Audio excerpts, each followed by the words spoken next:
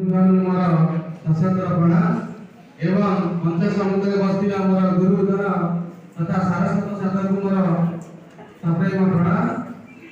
पवित्र पंचाशर भितर मते एक कविता आबृत्ति करबार सुयोग मिलिथिबारु मु धन्यवाद करूछि। एही बाबा पंचाशर भितर बाबांकु प्रणाम जणाई मोर कविता आबृत्ति कविता शीर्षक प्रेम।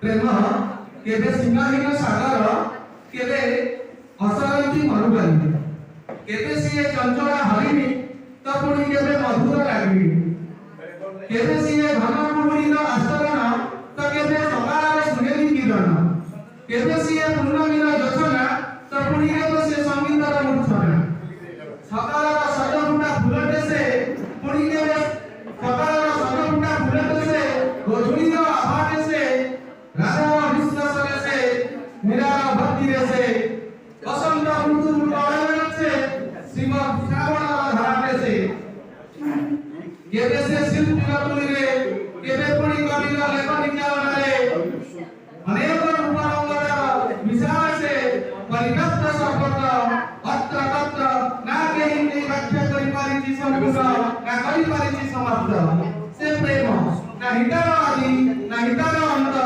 तारी आधार रे दृष्टि रखी के सारा जगत। धन्यवाद।